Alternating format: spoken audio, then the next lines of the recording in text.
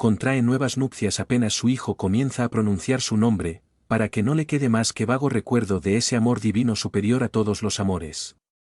Crecer sin la tierna solicitud de una madre ni la previsora protección de un padre, es la señal inequívoca, es la marca infamante que trae el espíritu de su degradación anterior. Esto es en términos generales, que no os faltan criminales en la tierra, que tienen padres honradísimos que se desviven por sus hijos, aunque es muy distinto venir a expiar o a seguir la senda del crimen. Para lo primero todo ha de ser sombra, para lo segundo a veces el espíritu escoge buenos padres, porque estos tienen que expiar, y los crímenes de su hijo constituyen su horrible expiación. La base de una existencia es la madre que nos acaricia y el padre que nos bendice. Los que crecen sin ese refugio del hogar paterno, cuán dignos son de compasión. Porque indudablemente quebrantaron las leyes divinas y humanas. ¿Deseas saber cómo sigue Felipe? Se encuentra relativamente bien, con esa melancólica tranquilidad, que se experimenta cuando se ha pagado una deuda terrible y aunque muchas le quedan, como valor no le falta, mira a su pasado, sondea su porvenir, suma las cantidades pagadas y las que aún tiene que pagar, y no se abate ni se amilana, confía en su fuerza de voluntad, espera en la ley del progreso y no duda que para todos los espíritus hay un rayo de sol en el infinito. Para los grandes opresores de los pasados siglos, no hay en el espacio seráficas alegrías. Los que mucho han pagado en la tierra no pueden batir palmas hasta que no se dan cuenta de su transformación. Ante la realidad de la vida, tarda mucho el espíritu en sonreír. Lo que hace es recobrar aliento, medir el terreno que ha recorrido y el que le queda por recorrer. Se encuentra mejor naturalmente sin su cuerpo enfermo y dolorido, sin las exigencias y penalidades inherentes a la vida terrena. Hay un goce relativo, pero no absoluto. Porque no puede gozar el que deja seres queridos en la tierra, a los cuales prestaba sombra y daba aliento. Felipe deja en ese mundo seres muy amados, su mirada no se separará de ellos, por consiguiente en su goce habrá durante mucho tiempo profunda melancolía, que cuando el espíritu deja de ser egoísta, no puede gozar mientras seres amados lloran por él. Sigue cumpliendo tu misión de enseñar a los seres humildes, a aquellos que aún saben menos que tú, prodiga el consuelo con tus sencillos y vulgares escritos, que los pobres no entienden el buen lenguaje académico, y los desgraciados necesitan la ingenuidad del sentimiento antes que la erudición y la elocuencia. Tú no escribes para alcanzar la gloria, esta para ti, en la actual existencia no has sembrado sus laureles para coronar tu sien, tú escribes para redimirte, y la gloria no redime a nadie. Lo que hace es enorgullecer al espíritu, y tu orgullo de ayer te obliga hoy a vivir humillada. Trabaja sin pensar en la recompensa terrena, porque ésta no la obtendrás ni te conviene tenerla. Adiós. Agradecemos profundamente al Espíritu todo cuanto nos ha dicho, comprendemos perfectamente la justicia de Dios, y nos convencemos de que es del todo imposible que deje de cumplirse su gran ley. Capítulo 33.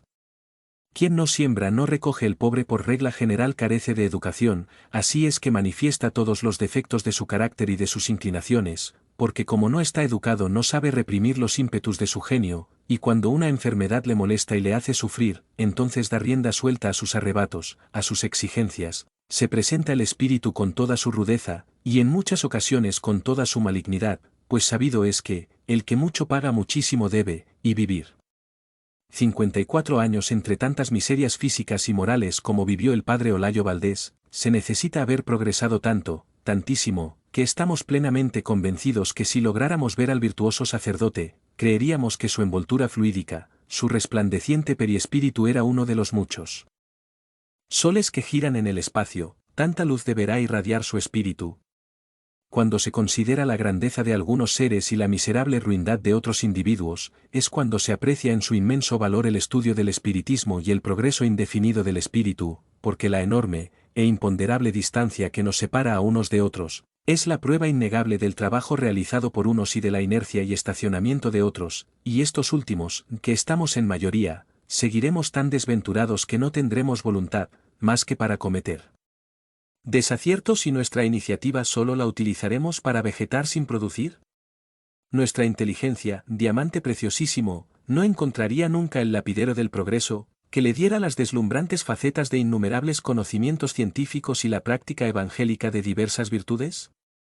Nacer y vivir condenados a producir disturbios, engendrar odios y formar asesinos, eso sería horrible, mientras viéramos que otros eran varones justos y mujeres impecables.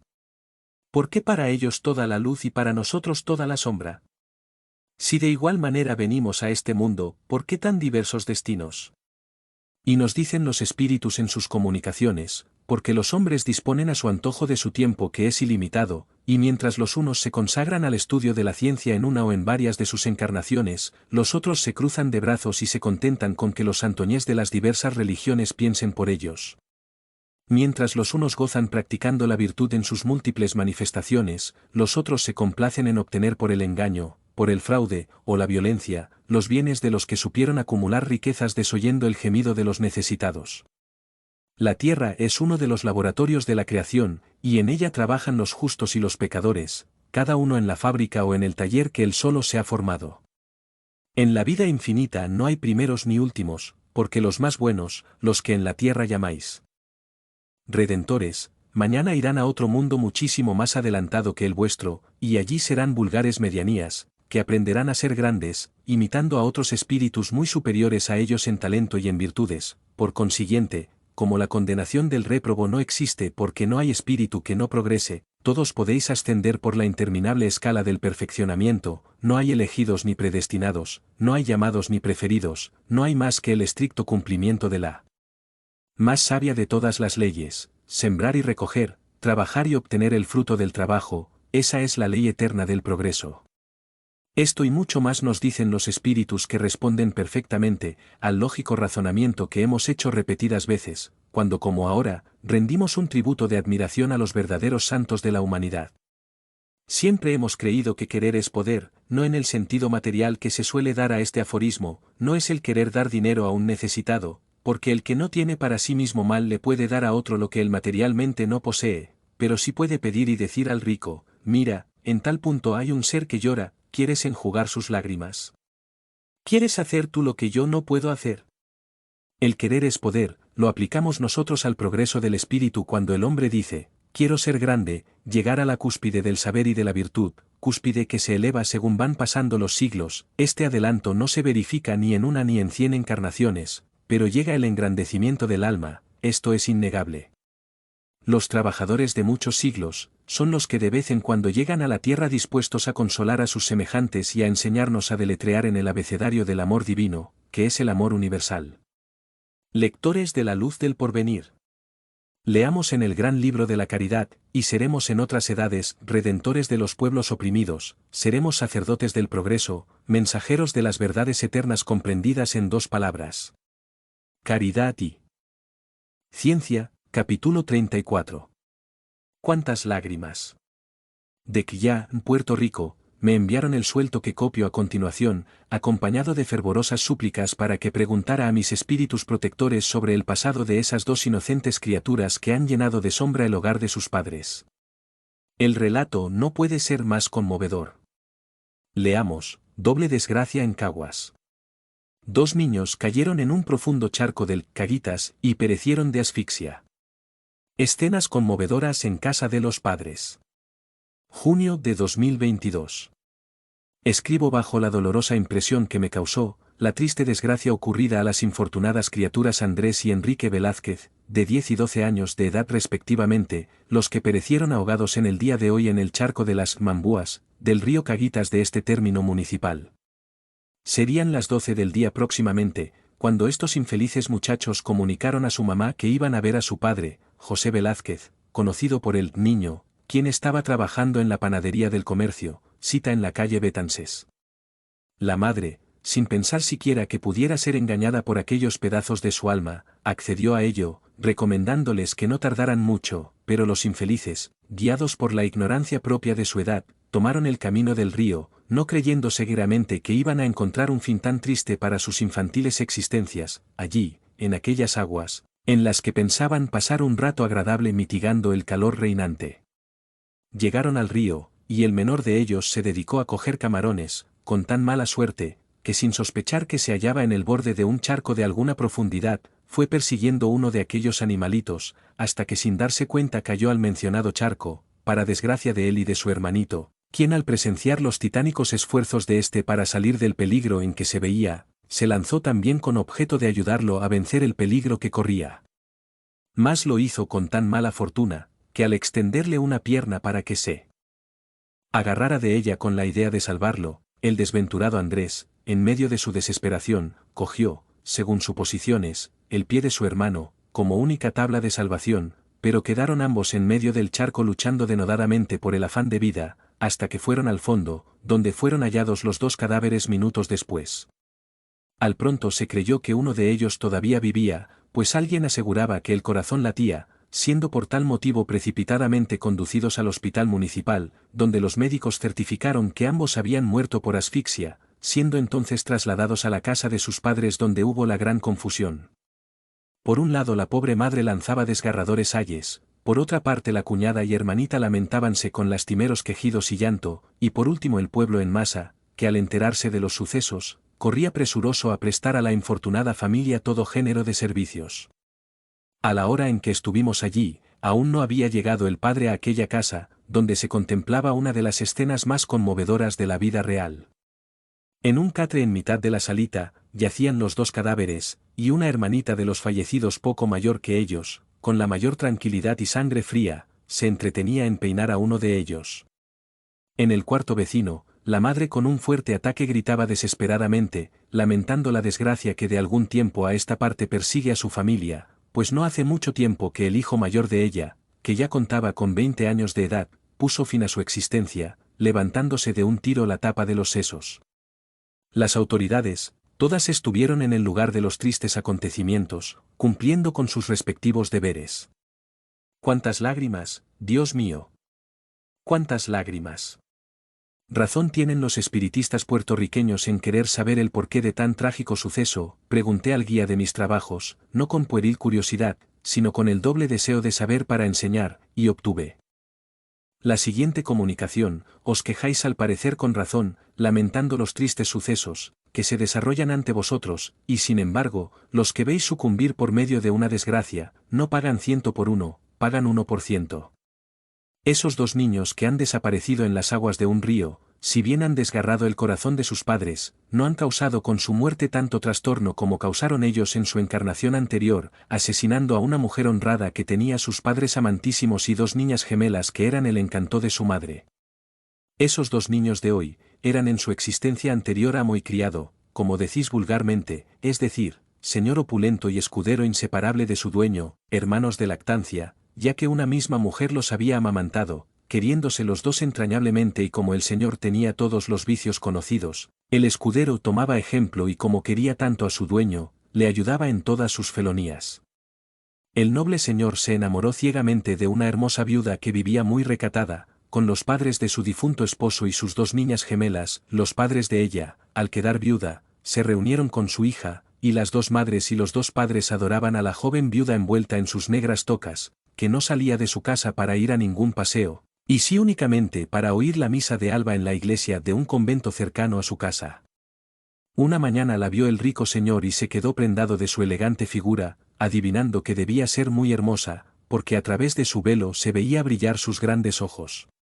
La requirió de amores, se situaba todas las mañanas al pie de la pila del agua bendita, y ella, viendo su insistencia, dejó de ir a misa no saliendo de su casa si no iba acompañada de una de sus madres. Él no se desalentó por eso, porque estaba acostumbrado a ver y vencer, y creyó que la joven viuda al fin caería en sus brazos, pero pronto se convenció de que era una mujer honradísima, que vivía consagrada a sus recuerdos amorosos, y al ver el imposible se avivaron sus deseos, su capricho se convirtió en pasión avasalladora y tomando una resolución se presentó en casa de ella y pidió formalmente su mano a los guardianes de la joven. Estos, con breves palabras y suma sequedad, le dijeron que su hija no dejaría sus tocas de viuda, y mucho menos para unirse con un hombre que si bien era de ilustre cuna y poseía las riquezas de Creso, tenía fama de galanteador y se sabía que dondequiera que entraba dejaba la deshonra y el dolor. Él suplicó, rogó, pero fue en vano, llegando a la exasperación, cuando ella le miró con el mayor desprecio, diciéndole con sus ojos mucho más de lo que le habían dicho sus padres. Él se irritó extraordinariamente, porque era la primera vez que una mujer le rechazaba, y juró vengarse de sus desdenes. Se borró su pasión, pero aumentó su odio y dijo a su fiel escudero: esa mujer no quiere ser mía, yo tampoco la quiero. Me inspira repulsión su espléndida hermosura, pero no vivirá más tiempo que aquel que yo no la vea dispuesta a unirse con otro hombre, La vigilaremos y obraremos en consecuencia. La joven viuda siguió viviendo consagrada a sus hijas, vino después un hermano de su difunto esposo y acompañada de él y de sus niñas, salía algunas tardes a pasear al campo. Pronto se divulgó por la ciudad que la hermosa joven iba a contraer segundas nupcias con su cuñado y esto fue su sentencia de muerte. Como con el dinero todo se consigue, el desairado galán compró a una familia menesterosa y al sacristán de la iglesia, donde ella iba diariamente, y entre el sacristán y una pordiosera, consiguieron engañarla diciéndole que una pobre madre la llamaba para entregarle a sus dos hijas y morir tranquila. Ella se dejó conducir una tarde al anochecer y fuera de la ciudad, la obligaron a subir a un coche, donde la aguardaban el señor y su escudero. El primero reiteró su petición de casarse con ella, y la joven le despreció nuevamente y al llegar a un punto donde las aguas de un río caudaloso formaban un violento remolino, porque chocaban contra un montón de piedras, la cogieron los dos y la arrojaron al río, donde la desdichada joven encontró la muerte instantáneamente.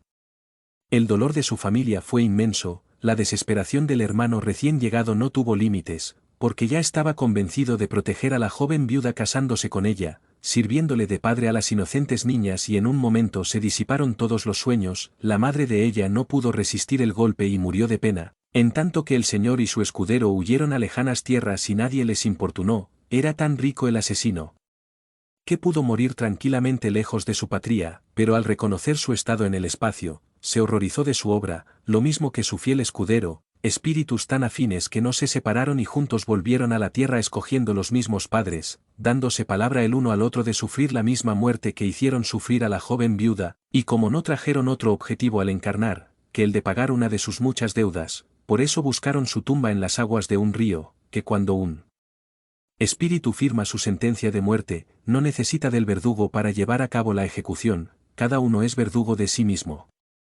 A Dios dice muy bien el espíritu, para recibir el castigo merecido, cada ser se basta a sí mismo para juzgarse y condenarse, qué malo es ser malo. Capítulo 35. Reflexiones, ¿cómo acaban los años y las penas? La falta de salud, ¿cuánto estaciona? ¿Cómo aumentan su peso las cadenas si a un dolor, otra angustia se eslabona? ¿Qué miedo se apodera del cuitado, qué término no encuentra a su agonía? El ánimo más noble y esforzado, pierde todo su arrojo y su energía. Qué insoportable encuentra la existencia, todo aquel que el dolor le martiriza. Y si no tiene plácida creencia, murmura con desdén, humo y ceniza son los afanes que la vida tiene, ilusiones mentidas, engañosas. Se aleja un desengaño y otro viene y las dudas se acercan cautelosas. Dudar, negar. ¿Qué noche tan sombría? Vive sin luz el que lo niega todo. Desdichado de aquel que en su agonía, en vez de buscar flores, busca lodo. Me dice un alma que con voz suave a mí se acerca compasiva y buena, la negación es un delito grave, pero tras de la culpa va la pena, te atreves a dudar, duda insensata. Si vives en la luz, ¿por qué la niegas? Porque el dolor tus fuerzas te arrebata, secas el ancho mar donde navegas. Es posible, mujer, que olvidadiza te hayan vuelto los años y las penas, has sucumbido en la terrena liza sin recordar tus horas inserenas, ¿no te acuerdas? Tus ojos entreabiertos querían hallar la luz y no la hallaban, tus pasos eran débiles, inciertos, y tus labios gemidos exhalaban. Para ti, no había un rayo de esperanza, para ti, no había luz en este mundo, para ti, no había un puerto de bonanza, porque era tu dolor grande y profundo, todo te faltó a un tiempo, todo, todo.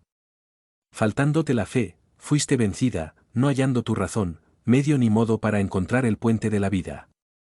Solo una idea germinó en tu mente, buscar en el suicidio triste calma, preciso era morir, porque impotente en el combate se quedó tu alma, ¿qué eras entonces? Di, marchita hoja desprendida de un árbol medio muerto, justo era tu dolor y tu congoja, tu expiación te negaba hallar un puerto. Con verdadero afán buscaste ansiosa en varias religiones un consuelo.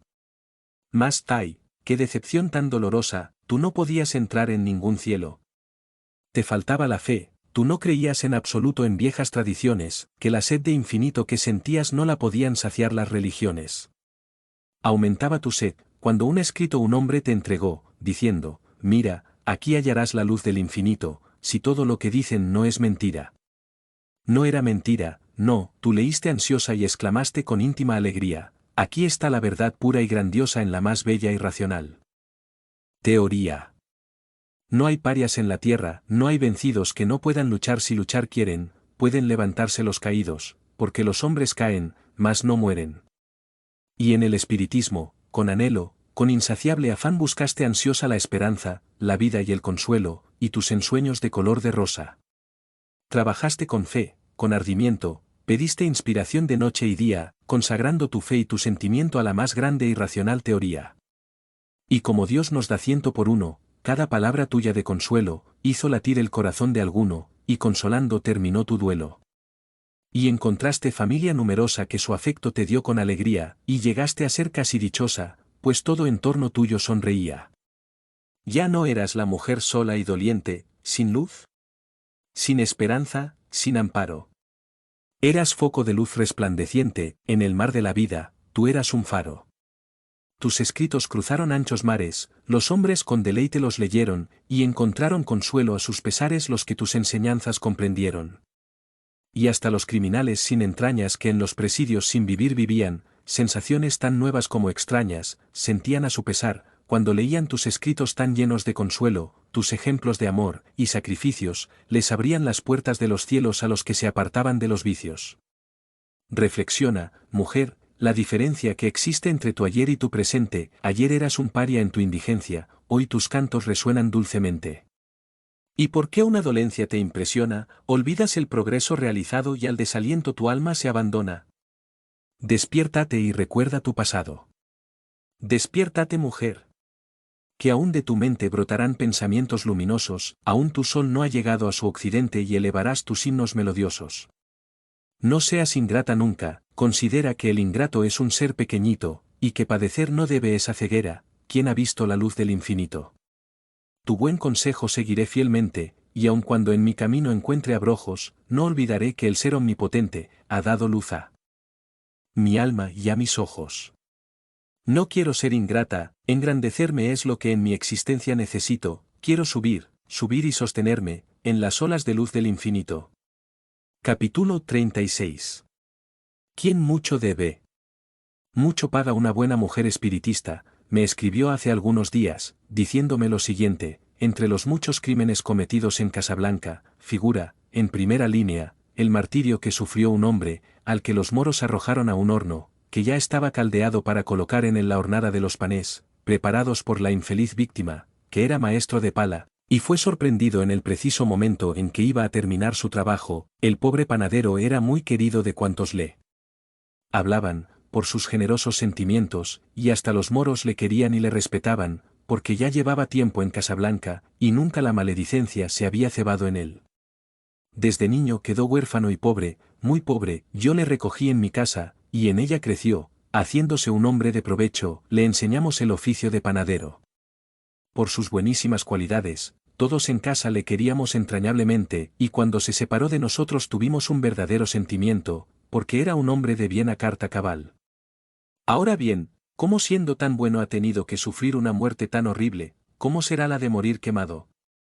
No es la curiosidad la que me guía, créame usted, es el afán de estudiar en nuestra misma historia, porque no existiendo la casualidad, ¿cómo ha tenido tan triste fin quien siempre se interesó por sus semejantes? Pregunte usted, Amalia, pregunte usted y dé una lección más de la justicia divina. Se lo repito, no me guía la curiosidad.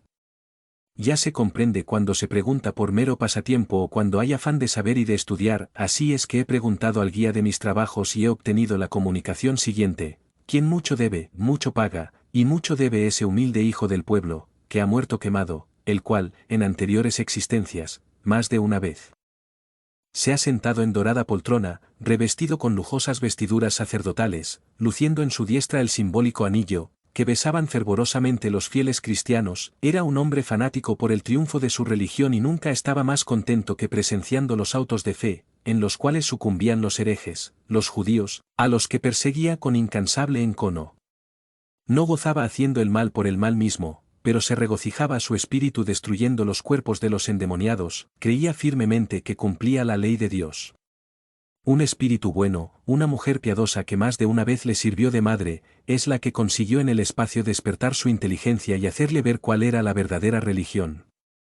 Mucho tiempo tuvo que emplear para convencer de su error al prelado, que solo gozaba en la matanza de los impíos, pero como cuando se ama se trabaja con tanta fe y con tanto ardimiento, consiguió al fin dar la luz a un ciego, y como era un espíritu obcecado por el fervor religioso, pero no porque gozara con la crueldad, y no era tampoco ignorante, cuando su madre le hizo ver los crímenes que había cometido, martirizando a tantos inocentes que no habían cometido otro crimen, que adorar a Dios en otros altares y rezar distintas oraciones que las que él rezaba, se espantó ante la enormidad de sus desaciertos, pero su madre le hizo comprender que para Dios nunca es tarde, y que sobre todas las sombras de las locuras religiosas, está el sol de la verdad y de la eterna razón, y que para los arrepentidos es el reino de los cielos, y siendo el porvenir de las humanidades el progreso indefinido de los espíritus, tenía ante sí un camino largo, ancho, muy ancho, para maniobrar en su regeneración, y el inquisidor de ayer se dio palabra a sí mismo de buscar en el fuego el tormento que en su ceguedad había hecho sufrir a tantos inocentes, y ya ha muerto repetidas veces rodeado de llamas, siendo un modelo de honradez y de humildad, él es el que pide morir entre llamas, porque quiere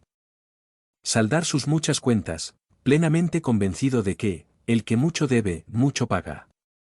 Es ya un espíritu valiente, decidido, dispuesto al sacrificio en todas sus fases, y como ya es muy bueno, naturalmente sorprende que sus virtudes no tengan otro premio que morir en una hoguera, pero cada vez que él sucumbe así, cuando entra en el espacio su madre le dice, hijo mío, el fuego y el dolor te purifica y te esperan días de luz en el día del porvenir, en ese día sin aurora ni ocaso, porque la luz eterna no palidece jamás, y lo que en la tierra parece más horrible, se asemeja al espanto que producen las operaciones quirúrgicas, que cuando se corta un miembro a un individuo, no se piensa que aquella amputación puede dejar el cuerpo libre de gangrena, se cree que en la operación dejará de existir el enfermo, y luego, cuando el paciente recobra sus fuerzas, se bendice la hora en que la ciencia quitó de su cuerpo un miembro inútil, de igual manera, cuando el espíritu vuelve al espacio victorioso, después de haber luchado con la miseria o con los atractivos que brindan las riquezas y con otros muchos vicios y en todas las pruebas ha sabido luchar y vencer, entonces bendice sus luchas, sus horas sin sol y sus noches sin sueño y se apresta de nuevo al combate de otra existencia borrascosa. Ya sabéis por qué un hombre tan bueno ha tenido una muerte tan dolorosa, pero, ¿qué son algunos momentos de agonía, ante la inmensa satisfacción del deber cumplido?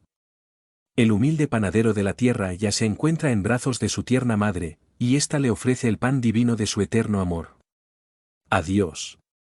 Dichoso el espíritu que no le teme al dolor para recobrar su libertad. Bienaventurados los que lloran, porque ellos serán consolados.